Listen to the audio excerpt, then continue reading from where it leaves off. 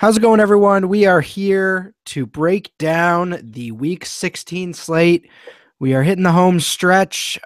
Christmas Eve, slate. Really, a really weird week. As this Week 16 has gone along, defensive players getting put on IR. Cowboys clinched last night. I mean, it's a lot of weird vibes going on this week. Could be an interesting tournament week for sure. What do you think, Eric? It definitely adds variables, and variables generally add value to some sleepers. It's just getting those sleepers right. It's going to be the trick, but we got the information here for you in Week 16 breakdown. Heck yeah, that's right. As I always say, you can get. I hope you get really high scores, just one less point than me. Maybe one more point than Eric, but one less than me, and we're all good.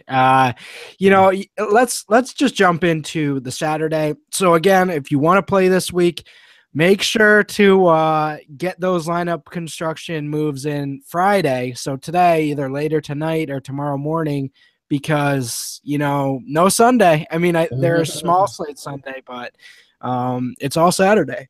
So this should be your Saturday. You should be setting lineups tonight. Jumping into the first one here, Dolphins Bills.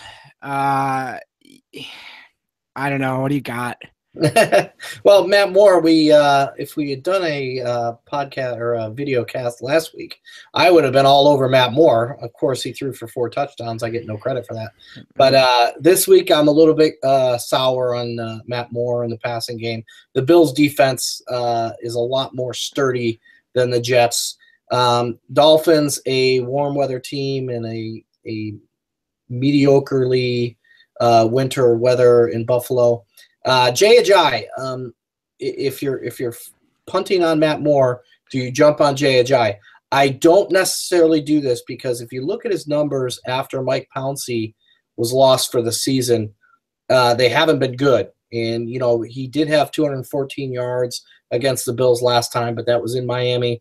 This one's in Buffalo. I think if I'm playing anything on the Dolphins, it's going to be Jarvis Landry. I think he could be the home run hitter off of play action. Bill's side, it's the same as it ever was. It's LaShawn McCoy and a cloud of dust. McCoy will get his 100 yards and a touchdown. This game, to me, in general, though, is going to play lower and more defensive than you might like in DFS. Yeah, and, sometimes when the results aren't there on a player you like, you kind of continue to fire away with them just to get that time that they do hit.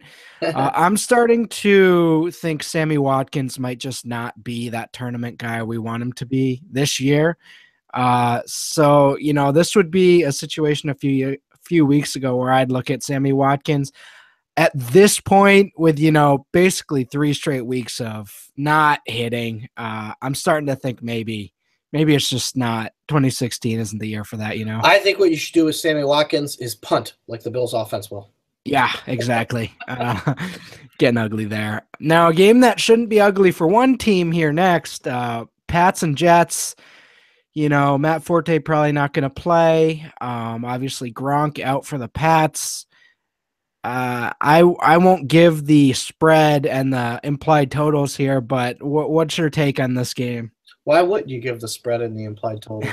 All right. Patriots are basically favored to win by 16 points. How often do you see a 16-point spread, a team projected to score 30 and their opponent just 14? It's not very often. So you would fade all your Jets, load up on the Pats. The question is which ones. I'm thinking Brady as the trigger man and Martellus Bennett as a tight end that's kind of wallowed around the Mendoza line for tight ends. I think there's a lot more potential there at his price. You can like Malcolm Mitchell for touchdowns, Julian Edelman for targets. You might even get Michael Floyd to show up in his Pats debut. Maybe he gets in the end zone. I don't love the running game against the Jets run defense, but LeGarrette Blount, because of the volume and the points that are going to be put up on the board, he should get 2 touchdowns. I think they'll kind of wean off Dion Lewis a little. They gave him a season high 18 carries against the Denver Broncos last week. This defense won't put up a fight, so they're gonna save little Dion Lewis and go with the backups a little more. I love the Pats on all ways, shape, and form. If you're going with a Jets guy, if you're expecting this to be a blowout and some garbage time, it's Robbie Anderson. He's been pretty good with Bryce Petty. He's averaged almost 10 targets per game, and he has a TD in 2 of the past 3. Yeah, Michael .21 BAC Floyd over there. If you guys don't know like how drunk that is, get a breathalyzer and test yourself one night and see how long it takes. Actually, don't do that. That's like me telling you that's basically kill yourself. Over 1/5 of your blood is actually alcohol. It's man, like that is 1/5 of my blood is ragu. Me too. or blue cheese dressing or something, you know. But yeah, I will say, you know, Robbie Anderson been a pleasant surprise for them this year. I think Bilal Powell is someone you have to entertain on DK if Forte is out, but you know, Patriots D has been playing a lot better of late. Yeah, they're number 4 against the run. I don't think there's going to be a lot of opportunity to run the ball. But yeah, as you mentioned, you know, I like Brady. I like Blount. Going to be tough with the receiving options, but in tournaments, I think you certainly have to take some chances with some of these guys, you know? Yeah, I'm curious to see what Floyd can do, but Mitchell's been a touchdown guy. Edelman's been the frequent target, so PPR format, it's more Edelman than Mitchell. Yeah, agreed. Titans and Jags, you know, this is a fun game to me. You finally get, you know, they fire Gus Bradley, the Jaguars do. You know, you finally give Blake Bortles a good matchup. And I'm not here to defend Blake Bortles, but if you go down the line of the Jaguars matchups this year, it has been ruthless. You know, the who's who of defenses this year that were like, oh, that's a good secondary. Even teams like the the Bears, the Bears, the Ravens, the Vikings, like they've played so many good secondaries. That Houston in 2 of the last 4 weeks, you know, I think this is a great opportunity for Allen Robinson. His price has dropped like one of his drop passes.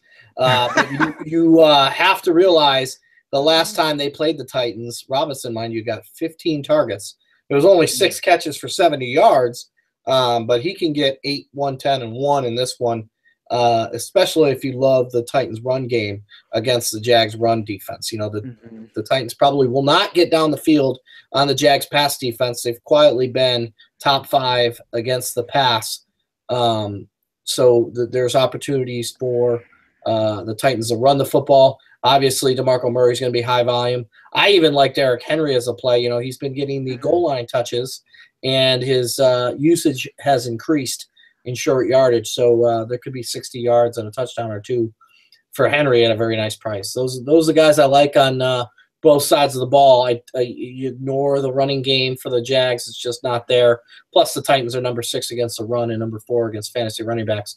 So I'm liking Murray. I love Derrick Henry at his price, and I love Allen Robinson in garbage time. Yeah, I like that Robinson call. Obviously hasn't had the season you want, but you know, just quickly, I'm going to roll through this. You know, Houston, their last 4 games or 6 games, I should say, Houston, Minnesota, Denver, Bills, which is fine. Detroit is fine. Those are decent pass defenses. Kansas City, you know, they played Baltimore, as I mentioned, the Bears, like the Chargers earlier this year were awesome. It's just, you know, lost season for the Jags, but he just had a really tough schedule. So yeah, back to this. I mean, you mentioned Murray. I think that's a great matchup for him. Even Delaney Walker, I'm okay with, even though, you know, I am worried about that Jags secondary. It's looking pretty good. But you know, overall, fairly good fantasy matchup. I think the Jags could surprise some people. Next one here, I'm interested in your takes on this one. Vikings Packers in Lambeau. You know, probably going to be cold again. Must win for both teams. Aaron Rodgers and Jordy Nelson been crushing of late. Vikings secondary still has some really solid pieces back there. What's your take? Well, if the Vikings can't handle the Colts at home, there's little to no chance they're going to handle the Packers on the road. I think this lines up perfectly for the Pack. I don't think it lines up perfectly for Jordy Nelson, mind you, because Xavier Rhodes is one of the best shutdown receivers. If they don't tend to put him on number one receivers, they tend to play him on the boundary as a boundary corner. But that has to pause you to try any of the Packers receivers. Also with the Packers, Aaron Rodgers dealing with that calf issue, so he's a little less mobile in the pocket and might be susceptible to the Vikings defensive rush. I don't love the Vikings defense after what they did against the Colts. I don't love Jordy Nelson. I guess if there's an opportunity to love someone in this game, maybe it's Stephon Diggs against the Packers secondary, but I can't trust Sam Bradford. He's just proven to be nothing more than a backup NFL QB. I think a lot of people might consider playing this game. I think it's a game that I'm going to punt on. Fair enough. I think the big turnaround for the Packers came when, and you mentioned Jared Cook in here. I'm not going to say he's a big difference maker, but he is someone that teams have to account for because of his speed, as the tight end. And the emergence of Ty Montgomery really opens things up, and I think those two guys have been a really big factor. Generally speaking, though, I think we saw last week against the Bears, in this cold weather, kind of tough to count on, all these fantasy guys coming through for you. So I think I'm with you here. I think you can take a shot on Rodgers in a tournament, but nothing in cash games in this game. Chargers, Browns, no introduction here. Just go. It's the Browns. Just go. Up. The thing about the Chargers is they're heavy on a tight end usage, and the Browns are dead last in fantasy against tight ends. So Hunter Henry for touchdowns, Antonio Gates for volume, both should be very heavily used. And Dontrell Inman has become Rivers. I got Rodgers on the brain from the last game. Rivers' primary target downfield. He's kind of been a consistent threat for 6 catches for 70 yards. So all three of those guys are good to go. I'm not loving Kenneth Farrow. His performance last week, even against the Browns' awful run defense, it's not going to excite me. If I'm playing any Browns, I'm going to do the Duke Johnson thing, garbage time, getting blown out, getting some points in the receiving game. The Chargers' run defense has quietly been top 10 against the run, so I don't think it's a great day for Isaiah Crowell. Robert Griffin III might score some points with the legs, but he hasn't been productive enough to make a fantasy option out of Pryor, Barnidge, or Coleman. Yeah, again, as I mentioned, some things just might not be happening this year. I mentioned Sammy Watkins earlier. Corey Coleman just probably isn't going to happen this year. So I think we fade that until further notice. It will be very curious who their quarterback will be next year. Yes, very curious. And even if they go, quarterback in the draft, we'll see. Redskins, Bears. I don't know, man. I don't know. I feel like, a lot of people are going to like these Redskins players. Coming off that loss in primetime, going to Chicago, if they couldn't handle what has been a torched last-ranked pass defense of the Panthers at home, I don't like them taking on the Bears on the road. Fox's Bears defense is better than most people give them credit. So I think the best plays to me in this game is on the Bears side. I think Jordan Howard against that Redskins run defense. They're fourth worst against fantasy RBs. They allowed 132 yards to a plodding Jonathan Stewart last week, and Jordan Howard hasn't been held under 75 rushing yards or 95 total yards in the past 7 games. That's a long track record of high volume and high production, so I'm loving Jordan Howard. Alshon Jeffrey came off the suspended list with a strong performance. I think it could be another good one for him, even if Josh Norman is covering him man up. He's still underpriced at his price there. But a lot of the players that have been stars for us at affordable prices for the Redskins, I'm not in love with. Rob Kelly against the Bears run defense.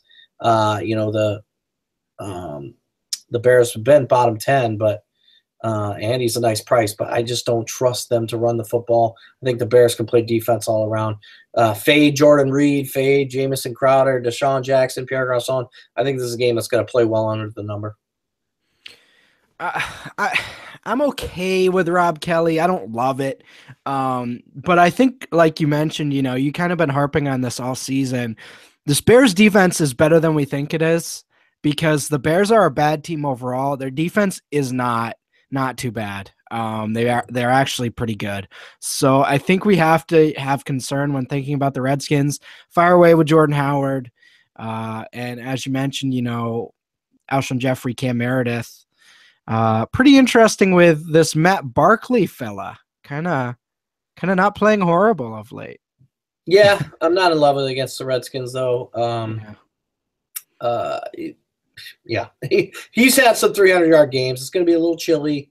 Not real conducive, and I think the game is going to be played at a pace that's not conducive to points. I think this is an under game, and a game you probably should avoid in DFS outside of Howard.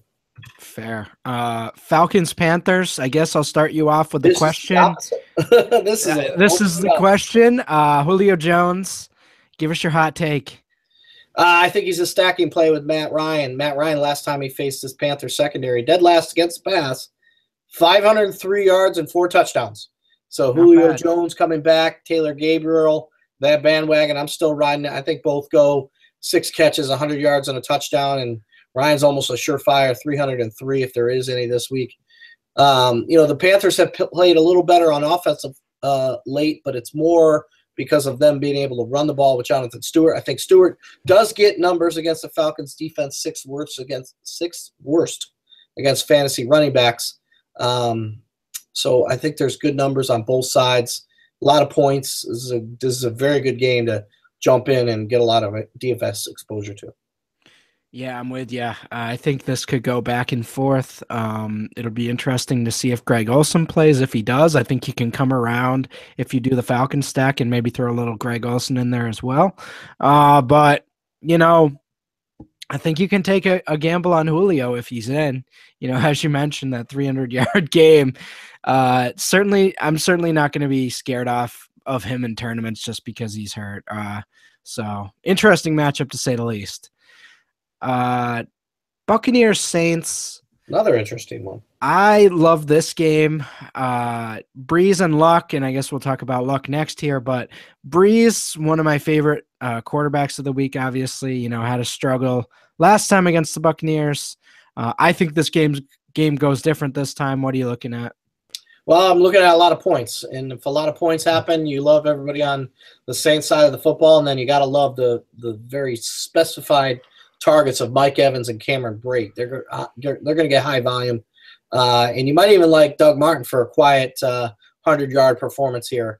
The one thing about Doug Martin that's a little concerning is Charles Sims is back, and he's played pretty well in the passing downs to kind of damage Martin's value, but maybe that's a good reason to jump on Martin. His exposure might be a little lower than you might expect.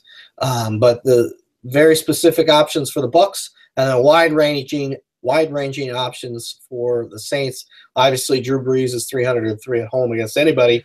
Brandon Cooks coming off that huge game. Michael Thomas. Both those guys can be 8 catches for 100 yards and a touchdown.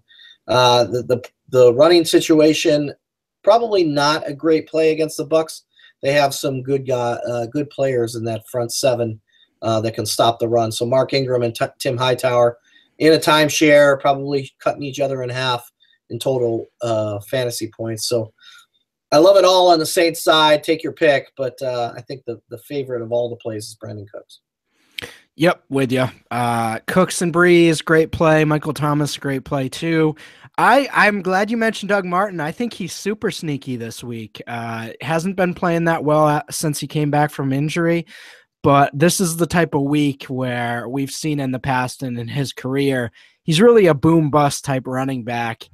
He could hit one of these 60-yard rushing touchdowns against the Bucs, and once he does that, you're already hitting value. So I certainly like his potential in this game. I like Evans. I think he's going to be reasonably high-owned, but I'm willing to fire away with him once again. Unlike Corey Coleman and Sammy Watkins, Mike Evans actually did hit early a bunch in this year, so this little slump isn't worrying me as much. Colts and Raiders. Andrew Luck, my top quarterback play of the week. Love T.Y. Hilton. What's your take on this game? Yeah, T.Y. Hilton, a great play coming off that bad week against Xavier Rhodes. And Dante Moncrief, it'll surprise some people that he scored a touchdown in 6 of his 8 games this season. So Moncrief, Hilton, Luck, even Frank Gore for volume and some TD opportunities. The Raiders have allowed points and allowed yardage to running backs and receivers, and it could be a wide open game. Colts Raiders, the number of 53, and we've even seen the Bills Raiders in Oakland go off. So we got to expect that the Colts will. On the Raiders side, you got to like Latavius Murray. He's going to get a 100-yard game, even though the Colts defense might have been better against the run of late. Murray's still very important with Carr's finger kind of limiting his production downfield. Also, Amari Cooper's got a shoulder issue. Michael Crabtree's got a finger. So I'm probably not playing Carr. Probably wouldn't play Cooper against Vontae Davis, but I would consider Michael Crabtree an option. So I'm liking the Colts. I like Murray. I like backs on both sides, and probably Crabtree. Yeah, Cooper, man. I don't know what to do with him for the rest of the year. I'm still willing to fire away with him in tournaments, but the lack of targets in the second half is something to worry about. Not long term, but for the rest of this year, I think you kind of lean Crabtree for now. As you mentioned, Latavius Murray, really interesting running back play. There's a lot of running backs this week where I don't think you necessarily have to pay down or pay up. Latavius Murray, really interesting tournament guy for sure. And did you mention any other Colts, or are you really just going with Hilton? No, Moncrief. Moncrief has the 6 touchdowns in 8 games. I think this could be even a two touchdown performance. Dwayne Allen has been a bit frustrating. He had that 1 3-touchdown game that kind of disappeared. This will be the type of game he sneaks up and steals the touchdowns from Hilton and Moncrief. But anybody on the Colts side, I like it all. This is going to be a pretty wild game that will produce a lot of points. Love it. And as you mentioned, it could be a game. I say you take shots with some of these secondary guys from the Colts. They're not going to be high owned, and they're great plays with Luck there. He doesn't care who he's throwing to if they're open. So Dwayne Allen, even a Jack Doyle, I'm okay with. Moncrief. So fire away there. Cardinals and Seahawks. Thank you. No Earl Thomas, which is good for opposing offenses. At home, Carson Palmer is an old, decrepit man. Bad O-line. John Brown, sickle cell trait. Michael Floyd's now on the Patriots. Well, you got to ignore this mess. Last time these two teams hooked up, it was a 6-6 tie in overtime, through overtime. Yuck. David Johnson's price and volume might look inviting, but only do it as a contrarian play just because you love David Johnson. The Seahawks are number 3 against fantasy running backs. They haven't given a 100-yard rusher. They haven't allowed a 100-yard rusher since Carlos Hyde in week 3. And that was in a blowout. This game will probably be a blowout too. It's a bad week for Johnson in DFS. You got to just ride him out in season-long Super Bowls, of course, because he's carried you to this point. The Legion of Boom might be down. They might be down some players. But save for the volume of Larry Fitzgerald or the price of Jermaine Gresham, you cannot like Carson Palmer and his lackluster pass protection at Seattle against that Seahawks defense. That's a no thanks. There are some sleepers on the Seahawks side because they do play much better at home. Thomas Rawls, even though the Cards have a good run defense, the Cardinals got ripped against the Saints last week. So Rawls, Russell Wilson, Doug Baldwin, we consider all them. One guy we wouldn't take, though, for the Seahawks, even though he's at home and, they're going to put up points. Jimmy Graham, the Cards defense has given him just 1 fantasy touchdown to a tight end all year. They're number 1 against the position. So I'm not touching Jimmy Graham. Yeah, I mean, at this point, it seems like it's been a few weeks now. since he's really even been a big part of the offense, even in good matchups. So certainly like his talent, but yeah, I think we can sit this one out against the Cardinals. You mentioned Tyler Lockett in here. He's a guy I like. I was a big Paul Richardson guy, but sadly he just doesn't get snaps anymore. So I think we like Lockett. You and his mother are the only two. Oh, come on. Tyler Lockett, though, coming off a 7-catch, 130-yard, 1-touchdown performance last week. It was actually his first start in a 2-wide receiver set. So that's been a long time coming for the value of Tyler Lockett. We thought we'd get much earlier in the year. And with what we saw Drew Brees rip the Cardinals last week, I think you got to like Tyler Lockett in the Seahawks at home. Yeah, and, we don't like Lockett as much as Brandon Cooks, or I don't, but, if you're looking for that type of archetype that can, run around and be elusive, that's Lockett. So I like Doug Baldwin as well, but I think Lockett could be an interesting guy for sure. And I also like the fact you used the word archetype. Yeah, we'll see if I ever actually know what that means, but I think I used it correct. 49ers and Rams, we've been building for this for 16 weeks. Oh, thank goodness. We finally get to see the 49ers and the Rams. It's been a long time coming. I've been really excited for 15 weeks to get this matchup in prime time. Well, it's not prime time. This is about as prime time as this game could ever get. They should have sent this one to London. But what are you looking at here? What I'm going to send is Todd Gurley into my fantasy lineups. And even though he managed just 17 carries for 47 yards in the season opener against the 49ers that portended his awful season, this is a 200-yard, multiple touchdown effort. The 49ers have been so historically bad against the run, dead last against fantasy running backs. They've given up multiple TD days to number one fantasy running backs in each of the past 3 games and 6 times total this season. Todd Gurley, early and often. The Rams are going to finally do it. They're going to finally feed him 25-plus times, and it's because Jared Goff is Jared Goff, and they're at home. Gurley is at least, what I could say is not weathered by the season like some of the running backs to date. He hasn't really gotten those 25-plus yards carries just because his offense has just been so ineffective. But he's his own offense against this 49ers awful run defense. I'll lose a little hope in humanity if Todd Gurley doesn't get going this week. I'll be like a sad man. It'll be Christmas Eve, and I'll be happy about some other things. But this will certainly get my mood down if I don't see Todd Gurley get 100 yards. And let's get more than a 25-yard carry this week, Todd. Let's get into the 30s or 40 for your season longest run. Come on, bud. You got this. Anyhow, yeah, I don't, Tavon is like, if you're making 50 lineups, maybe you throw him in one. Well, he could be one of those guys that, because Gurley's so run heavy in this one, that he kind of just blows up for a 70-yard touchdown. And at his price, it's there, and his ownership is going to be very, very low, 1% if anything. So, and the matchup is there. The 49ers have been one of the worst pass defenses in football and one of the worst teams against fantasy receivers. So maybe take a shot there on Tavon Austin. Right. I will, but you don't have to follow me if you don't want to. Yeah, because you won't be different in GPPs if you tell everybody else to do it. Yeah, that's a good point. Bengals and Texans. Tyler Eifert announced out for the year today. I mean, 2 games, but still on IR. Bengals versus Texans. Texans in a must-win. Macho Man Tom Savage making the start this week. What are you looking at? Tom Savage, the thing I like about him is all the targets he finally gave DeAndre Hopkins. This is a week to jump all over DeAndre Hopkins like we're doing with Allen Robinson.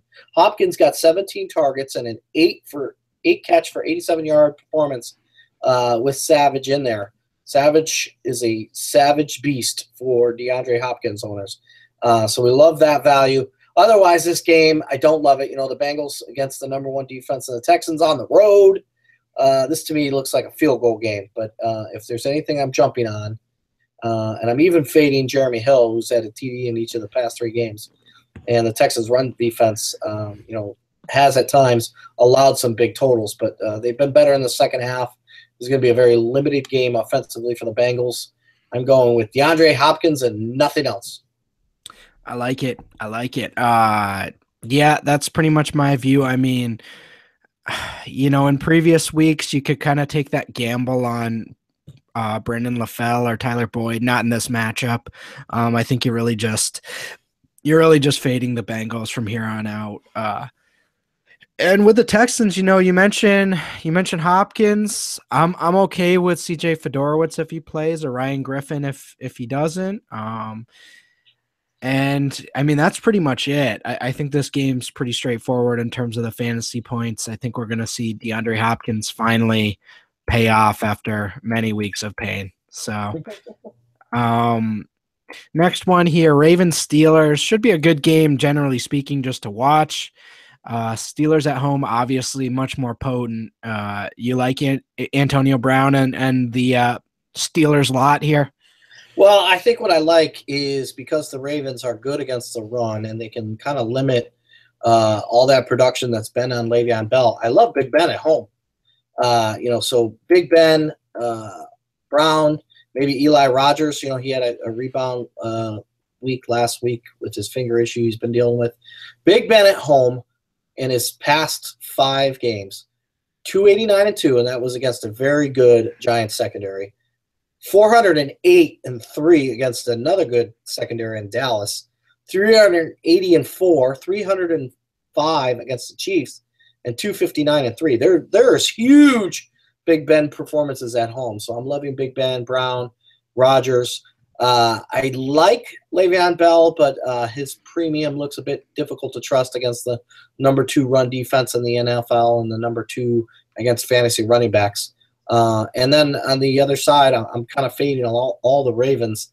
I don't love Flacco. The Steelers are top 10 against fantasy quarterbacks. I don't love their running game split timeshare between Terrence West and Kenneth Dixon. I guess if you consider one of them, you got to consider Dixon for a short touchdown run because the Steelers are 5th worst against fantasy running backs. But this, to me, is a Big Ben value play day. I like it. Yep. It should be a fun one. If anything, just to watch on Christmas. But yeah, Big Ben could be a high upside matchup for him. Broncos and Chiefs. Hey. TJ Ward just went on IR like an hour ago for the Broncos, so that's one guy in the secondary they won't be having. Still love that group though. Chiefs, obviously, heading to the finish line here, looking pretty good defensively. Trevor Siemian, does he have any shot against this Chiefs D? Well, he put up some numbers last time because of the production of Emmanuel Sanders.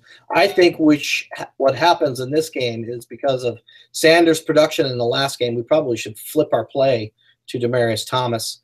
I'm not trusting Trevor Siemian against anybody, especially at Kansas City, one of the toughest places to play in terms of environment. It gets loud there, and I think it could be a bit cold. Forget about the Broncos run game with the plotting Justin Forsett and the almost completely forgotten Devontae Booker. The Chiefs side, to me, it's Spencer Ware. I don't love the pass, obviously, against the Broncos. Macklin, Tyreek Hill, I know he makes big plays, but it's just going to get him attention.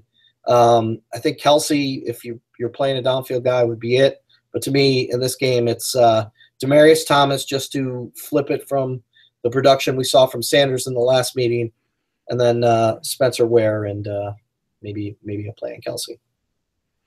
Yep, with you. Going to be kind of a tough game to figure out, but Demaryius is really, really interesting. Monday night, Giants losing last night kind of maybe takes a little away. Jerry Jones came out and said that he's not going to sit anyone, but not sitting anyone doesn't necessarily mean, Zeke's going to have, a 25 carry cap like normal. It might be, 15 to 20. Yeah, I think this is a game that the Cowboys would be foolish to put Ezekiel Elliott and their Yeah. postseason hopes at risk. And another thing to think about in this game, the Lions could conceivably be their first postseason matchup. Ooh. Because the Lions will probably be in the wild card round, right? So they could play to win to get to a Cowboys matchup. So do you want to risk the health of Elliott, Dak Prescott, and Des Bryant? And do you want to show them anything? I don't think they do. I think what they should do here is kick the rust off Tony Romo just in case they need him, and let Alfred Morris show something with the Cowboys run game. I don't think you can bank on it, but I think there's a lot of good reasons to like some of the values of the backups in this game for the Cowboys. Now, that means also that the points probably will be a bit easier flowing because they won't be facing the premium defensive guys in the second half. So Matthew Stafford, Anquan Bolden, Golden Tate, they look good to me. I wouldn't touch the running game against the Cowboys. The Cowboys are number one against fantasy running backs and the run, so fade that. But there's some intriguing plays in here. So if you're going with the thought that while the Cowboys won't sit anybody, they will be making moves, I think you can like the bargain basement plays of a Terrence Williams, a Bryce Butler, and an Alfred Morris. Yeah, we'll see who's active, on Monday, but that's still far away, not on the main slate. So I think really once you get closer, you can really concentrate on who's active. But I mean, I know Dez has been banged up this year. Based on what we know now, it wouldn't be shocking if they limit his snaps or, as you mentioned, limit Zeke. As a Zeke owner in a fantasy championship this week, I don't want to say that, but if we're just being honest, I mean, strategically, that's a smart play. Again, you're mentioning a team they may play in the playoffs. We've seen this quite a bit where, two teams might play in the playoffs. One team gets smoked in like the week 16 or week 17, and then they come back in the playoffs and just crush them. So I think that's something to watch for. But yeah, I mean, that's pretty much my view of this game. So as we head out for the week, is there anything you want to throw out there? Any hot takes or any general thoughts for the slate? I'm going to go back to that Cowboys game. Don't ignore the fact that there could be some bargain guys. Terrence Williams, Bryce Butler, Alfred Morris. These plays, I really like them. So it might even lead me to play a full slate if there is one out there, Saturday through Monday night, just to get some studs in my lineup and then stack some quiet performers. I actually, just as a football fan, I want to see Tony Romo on the field. I want to see what. He does just to mess Dallas up enough to get them thinking, maybe we should be starting Tony Romo. Oh God, it's too close now. But imagine, just the chaos. Yeah. So as always, if you want to check out Eric's article, certainly head over to dailyfantasycafe.com. If you want to sort of, like and subscribe this video, I wouldn't hate that. That wouldn't be the worst thing you've done all week. And, as always, good luck this week, and we will see you guys in week 17.